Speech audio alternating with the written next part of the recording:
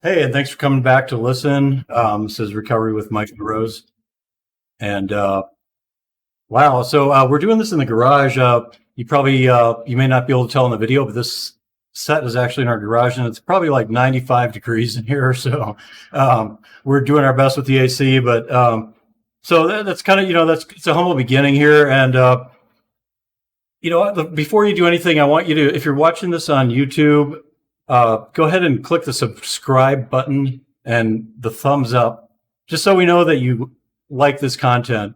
And if you're listening on a podcast app, go ahead and hit that subscribe button, because we got a lot of good stuff coming up. We got a great interview tonight I'm sure you're going to like. And I want to hear from you. You can email. I'm also on Facebook and Instagram, Twitter. There's so many ways to contact me. There's no excuse for you not to do it. So would like to hear from you. And I'm going to get right to it because I'm already starting to sweat here. So I'm sure my guest is too. So I'm really happy to have here tonight Patrick Roland. He's an author of several books, and he's also about to finish his addiction counseling degree. How you doing, Patrick? I'm doing pretty good. How are you? Great, man. Thanks for coming over. And I see you're wearing a Sparkle King shirt. Yep. I have clothes made for me. I have a whole thing going on. Yeah. All right. Yeah. We're gonna hear the story behind that for sure. Okay. But what's been going on now? How are you doing with all this stay-at-home business? How are you handling that? What have you been doing? So for me, I always try to find the rainbow in the cloud, and that's kind of like when I think about my sparkle, as it's been called, I try to find the most positive way to get through negative things. I try to think of things the opposite way that everybody else is thinking. So I always use kind of adverse situations for my benefit. That's like Sparkle 101. I'm going to GCU, and they told us that we could get as many hours as we wanted because of the way things were going with COVID. And so I didn't happen to be working right now, so I just started showing up every day at Unhooked. Mm-hmm. And last week I completed all my hours. So I actually, academically, they told me that I've completed my requirements, except I still have, you know how we do like the Loud Cloud. I still have that last class, and so I still have DQs and stuff like that. But theoretically, I'm graduated. Right. So you're right there, close to the finish line. So yeah. Forgot about that. Okay, that's probably going to help with the video. Amateur hour. So you're just weeks away from graduating. Yeah. This has been a kind of a journey too. When did all that start? Like 2 or 3 years ago? Yeah. So I'm 2 weeks from today. I know no fronts, but I'll have 5 years of sobriety. Awesome. And, I started to have that emotional sobriety, I think, around 2.5 years, where I had been working in this corporate job. I had been there for 7 years. I had been there through my whole addiction. I had been there through rehab. I had been there after getting sober.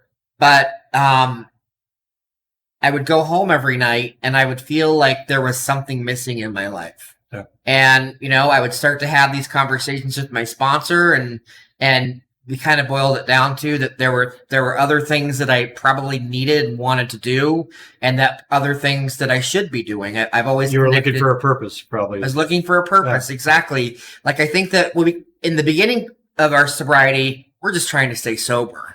Right. But I think that after a certain point of our sobriety, we're really trying to figure out how we're going to make the most out of this gift that we have, because it's really a gift. Yeah. And I just didn't want to spend the rest of my life being some guy that showed up at 8 o'clock and clocked out at 4:30 and went home and had dinner and watched TV and went to bed and did the same. It just wasn't what I wanted to do in my life. And my sponsor said, he said, one day something's going to happen, and you're going to be hit with a sign that it's time to go. And one day a situation occurred, and it was time to go. And I didn't necessarily have a plan, but I had faith that if I took that step, that God was going to work things out for me. And the way that I like to think of faith is I like to think you take a step, and the step lights up, and then you take another step, and the step lights up, and you keep going, and down the stairs. So I didn't necessarily have a plan. I knew that I wanted to be in recovery, but I didn't know what that necessarily looked like. I have a friend. He was my first sponsor, actually. He works in peer support, and he suggested I get a peer support degree or a certificate. And so I did that. And I had a very early job as a BHT at a rehab. I was an overnight I was a babysitter, basically, and didn't really like it. And I ended up getting fired from it for it was really lame reason. It was stupid. But that was the motivation for me to realize that unless I got an education, that's what I was going to be doing. And it was interesting because when I would have to take the clients to therapy or whatever, I would have these conversations with the therapist and we'd share all these insightful things about the clients. And I had this feeling that's what I'm supposed to be. And so getting fired from that job, instead of, again, it's turning something really negative into something really positive. I was like, I need to go to school. And so I got into GCU very easily. And that was literally just 2 years ago. And I'm on my way to being pretty close to done. So, and I guarantee you, I never would have had the idea to do it if that hadn't happened. So, I think that one thing that we need to be cognizant about is when things happen to us, they don't happen to us, they happen for us. Sometimes we have to look for maybe the silver lining in it. And I wouldn't if I was doing that kind of BHT work and stuff, and I'm not knocking that there are people that are very good at that. Yeah. But I'm not.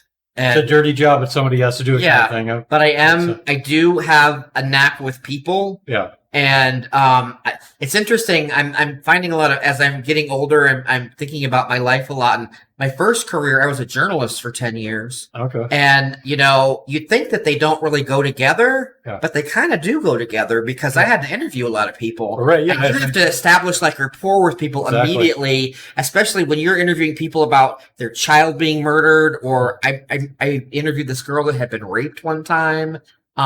People in bad car accidents, people whose houses have burned down. You've got to establish rapport, and you got to make these people trust you, and that's how counseling is too. Exactly. Yeah. So, wow. So I'm sure you're going to be great at it, but let's rewind a couple years then, because you went through some rocky, rough times. Yeah. So I read the intro and a little bit of the beginning of your book, and I was impressed by a couple of things. In the intro, you talked about this event, which I'll let you tell the story, but that was kind of something no one would want to go through. But I was also impressed with your writing. I could tell, you had some writing ability, and just the way you wrote was great, and it got me pulled into the story. So, so if you want, what happened on that day? What, are you talking about the day I got sober, or are you talking about what led up to? Yeah, what you talked about in the intro with your partner. So, on January 7th of 2014, I woke up and I started to get ready for work. And I went out to the garage to get my pants out of the dryer. And I realized that my partner's car was there. And his car should not have been there because he worked an earlier shift. He worked at Home Depot. So he worked from 5 to 2 or something like that. And it was 7. And it was just weird that his car was there. I peeked into his room. I couldn't find him. I peeked into his bathroom. He was dead on the ground. So obviously, I found him dead. I called the police frantically because, dead body. And this was about a year before, the gay marriage rights had been, signed into law. And immediately after finding my partner dead, the Phoenix police told me that I didn't have any rights in my house and that I couldn't be there. You weren't on the lease? I wasn't on the lease. And it was such a weird thing because I was on everything else. I was on the phone bill. I was on the cable bill. I was on the electricity bill. He had lived there before I moved in, and we just never did it. We just never did it. Yeah. And so I didn't have any rights. And he was closeted, and he had never told anyone about me or even that he was gay.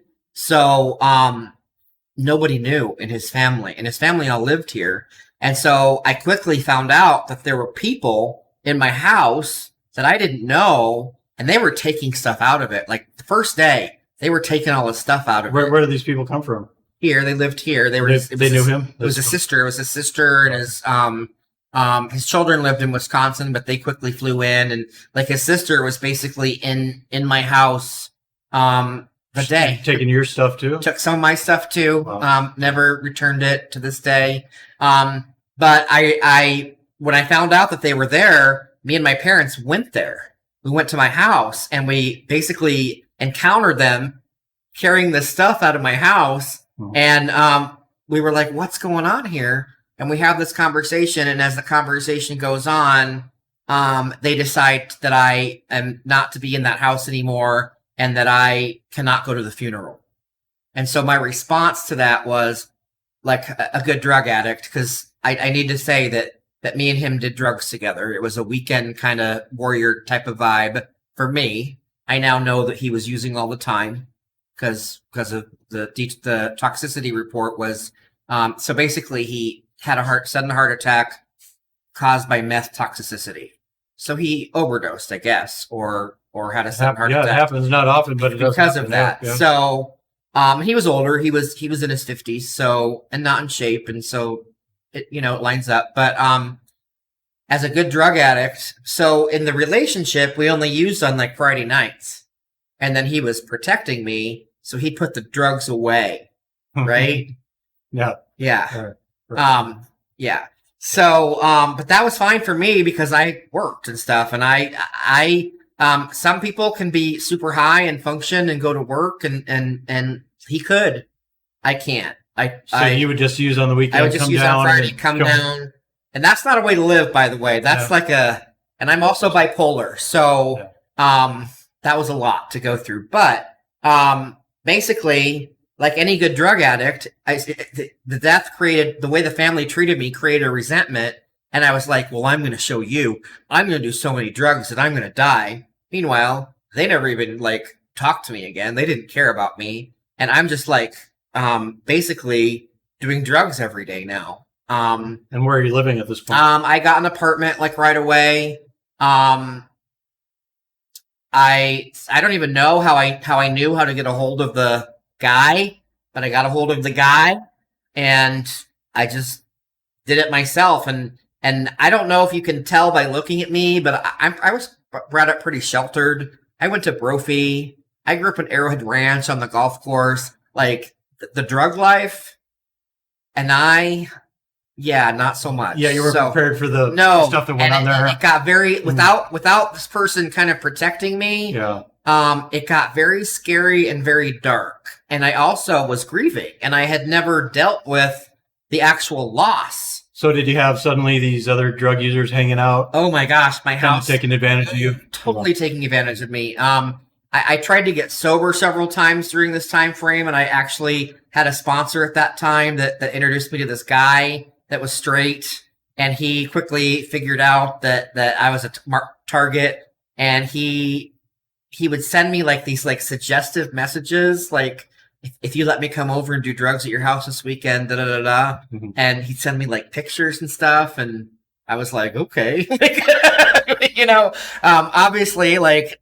It was all a come on. But yeah, he turned my house into a dope house, basically. Yeah. And he would have like all these girls coming in. I told him, I have a Chihuahua, and I remember telling him very specifically, like, don't leave things lying around. And I would find like spoons and stuff laying in my couch where the dog would like run up to it. And it was pretty bad. It was not what I would envision for my life. But I was also very addicted to at this point, and I was using every day, and I was putting myself in bad situations. And so you didn't have like the strength of will to remove yourself for the whatever that took to remove yourself from that situation, because you're too busy getting high. Probably. I was getting high, and I felt trapped in my house because he was one of those people that when he would start, it would go on for like 2 weeks, and he wouldn't sleep for 2 weeks, and then by the end of 2 weeks, he was not in a good way. Yeah. So he'd be hard to get out of the house. Like there had to be like an intervention, and it was all bad. And so that actually played into when I finally did get sober. Like I didn't really want to go to the program because I thought that that's what people were like there. So Yeah. Gotcha. So anyway, also, so right around this time, I turned 40. And for a gay man, that's a kind of a milestone birthday. Our culture is very youth obsessed, and I just, I was getting older. I looked older, and that was a hard thing for me. My dad got diagnosed with Parkinson's. My mom started acting really funny, very distant. It would take several years for her to get a diagnosis, but she has Alzheimer's. So basically, everything in my life is falling apart. My parents are very sick. My partner's dead. And I'm just using a lot of drugs. I get this wild idea to go to Las Vegas, to go see Britney Spears in concert and Mariah Carey in concert. One on Friday, one on Saturday. Perfect 40th birthday party, right? Sounds like a dream, right? Yeah. Except by this point, I was like a full-on crackhead. So I couldn't go anywhere without some dope. Go anywhere without some dope, and I didn't get on that plane without getting high. Yeah. And things got pretty weird pretty fast in Vegas. One thing that's different from my story from others is that I had that job. And I made good money. And so I always had access to money and things. So I'm literally like in the Palms Hotel on the 26th floor in a penthouse suite, having like these drug weird, like there was this guy, like he was so high that he kept like swaying back and forth. And when he didn't have any teeth. And one time he like fell down and he would start to like heave and, like, these were guys that would just these were just guys in my hotel room hanging out. We were just hanging out in Vegas. Yeah, you're kind of like a rock star. You had all these hangers on. Dream dates with Patrick in Vegas. It was great. So entourage. Patrick's entourage. My entourage. So but they brought me drugs and they brought me what I needed to do the drugs with. I was also a very paranoid drug addict. So when I finally got rid of them and decided, okay, you're going to go to Mariah Carey, and I'm trying to psych myself up, but I still have like drugs and a pipe and stuff. And so I was so paranoid. I remember I would take the stairs to the elevator, to the stairs, to the elevator, to the stairs, to the elevator, like to this like random floor that I wasn't staying on, buried the pipe in a confuse the people that are following you. Right, to confuse the people that are following me. Bury the pipe in it was actually a bag that said Britney Spears on it. Right. Bury the pipe in the trash can, making sure that it was on a different floor. I get to Mariah Carey. By this point, I had been awake for like 4 days. I had one of those big hurricane drinks in the lobby of the Caesar's Palace. And so now I'm drunk and I'm sitting. So he and I, Pac and I, had been there together a couple years prior, and I had gone to go see Celine Dion. I'm so gay. I had gone to go see Celine Dion, and he had waited for me at this bar outside, and I was now sitting at this bar where he had been waiting for me, and I was like full on hallucinating that I was talking to him, like in Caesar's Palace in front of everyone. It was amazing. And then I went to the bathroom, and I remember hearing the Katy Perry song Birthday on the radio, and the lyric is, I'm going to make it like it's your birthday every day. And then suddenly I realized that I was there for my birthday, and this was like a mess. Like I was a mess. And I start crying, and then I go into Mariah Carey, and in my memory, she did not sound very good that night, but I was also like not well. And after 6 songs, I left the concert. So I go on this trip to go to this concert, and I don't even stay for the concert. I leave, and guess what I do? I go back on my circuitous journey to my pipe, find my pipe, go back up to the room, and then at this point, I realize that the window pushes open, and I decide that I am going to jump out of the window. And you're on the I was on the 26th floor. Penthouse, yeah. And I don't know why I called my mom. I was very mad at her. I was very mad at the way she had not responded to my partner's death in a way that I thought she should have. Like, how dare she not pay attention to me? And so I called my mom, and I screamed and yelled at her for about an hour. And the last thing I remember saying to her was, I'd rather jump out this window than ever see you again. Hung up. And I'm sitting on the couch in front of this window, getting higher. And there's a knock on the door, and it's police, fire. Like it seemed like there were like 20 people there. And the jig was up. I was done. And I asked, how did you know that I was in here? And they said, your mom called us. Oh. And I was like, how did my mom find you? And they didn't even know. And to this day, if I ask my mom's condition has gotten worse, but she doesn't know how she found me either. So she didn't know how she knew where, because I never told her that where I was or what room I was in, or she just knew that I was in Vegas. So God, did that, because that was just so. Here's this moment of utter powerlessness. It's Saturday night in Las Vegas. I'm watching all these like normal people in like dress suits, and women are in dresses and nice heels, and they're laughing. They're walking down the hall, getting ready to have a great Saturday evening. And I'm crumpled up in a ball on the floor crying, thinking I'm about to go to jail because there was drugs and paraphernalia in my room. And I remember there was this very kind paramedic who was talking to me, and I was like, my partner's dead, my dad's dying, and my mom's a fucking bitch, and I just can't take it anymore. And she said, how can you take care of anybody else if you can't take care of yourself? And boom, that was my aha moment where I realized I was powerless, and that if I didn't get my act together, whether it was a window or I drove myself off a cliff or shot myself in the head or whatever, I had to change my life. Yeah. And so quickly I found out that I was being hospitalized. I like to say that I was Britney Spears when I went to go see Britney Spears. And I went to a mental institution for 6 days in Las Vegas. Okay.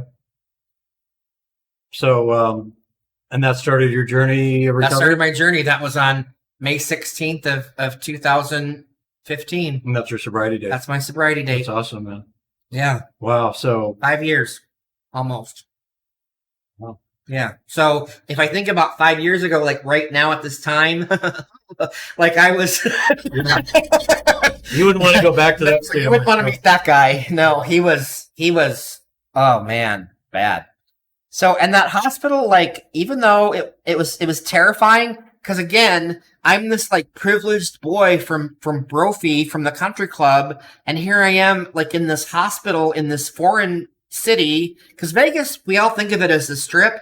Vegas is a pretty big city, and there's a whole part of Vegas that we don't even think about. And I'm like in this place that's foreign, and I'm being held against my will. I don't know if I have a job anymore. I don't know if I have any friends anymore. It's all very scary. And I think that because of those consequences, again, I decided to take this bad thing that happened to me and make it work in my favor. And so like they would make us go to art group. And I decided that whatever I did, it was a Picasso, whether it was good or not. In my head, it was a Picasso. When we went to gym, even though I never hit the basket, I was Shaquille O'Neal as far as I was concerned. Right. And when we went to group, I was Oprah Winfrey, because I had to show them that I wasn't, crazy to get out of there.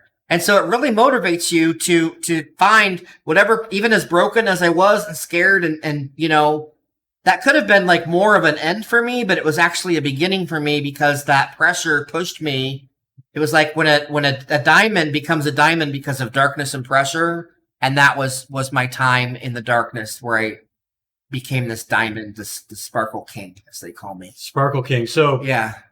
Right. So that's the title of the book, Unpacked Sparkle. So that's the first book. That's the first book. So and the shoes, where do the shoes come from? Okay, so the shoes actually come from the Mariah Carey concert. So, in the time between I get to Vegas and the Mariah Carey concert, there's also a wild shopping spree in the Planet Hollywood Shopping Center, where I spend like thousands of dollars on clothes and stuff. And in my thinking at that time, as you'll recall, Nick Cannon used to be on America's Got Talent, and he would wear those really bright, sparkly shoes. Do you remember that?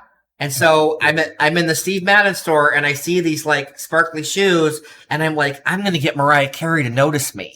Okay. That was like my MO. Right. And then I don't even see Mariah Carey. So literally, like, I have these shoes, and the reason why the shoes became a thing is because I wore them. What ended up when I finally came back and decided to get past my resentment towards that guy in the program and do the program again, I wore a pair of sparkly shoes to a meeting, and it became like a calling card. And now, like, all I wear is sparkly shoes, different colors, different styles. Yeah. it's my shtick. Your calling It's card. my Yep. shtick. Right. And, you know, I feel like with new addicts, it gives them hope that, you know, they see the confidence and the swagger and it gives them hope. I've had people with time tell me when they met me, they thought I had just balls of steel because here I was, flamboyant AF, and didn't give a rat's ass what you thought about me. And I'm thinking that is not what's going on inside my head. I'm like, I'm freaked out, like thinking everybody's, you know, looking at me. But now I feel confident. But some might say that's kind of a psychic change or spiritual awakening, that shift you made from that desperation and hopelessness of I'm going to kill myself, you know, I don't feel like living anymore, to, you know, I'm going to be a boss, basically. Yeah. You know? I bossed up. I bossed up in that sanitarium. That's what I did. Right. Yeah. Where do you think that came from? I mean, was it like a sudden knowledge of God, or just sudden, and do you remember kind of a moment? Or I do remember a moment. I remember standing in the hallway of that mental institution. And when I was a little boy, my favorite song was "The Greatest Love of All" by Whitney Houston. Learning to love yourself, it is the greatest love of all. I remember that I always wanted to emulate that song and be that song. But when I was a little kid, people made fun of me. I've vacillated in my weight a lot over my lifetime. I usually tend to be heavy. So I was made fun of for being fat. And then in the summer between 7th and 8th grade, I lost a bunch of weight and I was really skinny, but then I looked really feminine when I was skinny. Like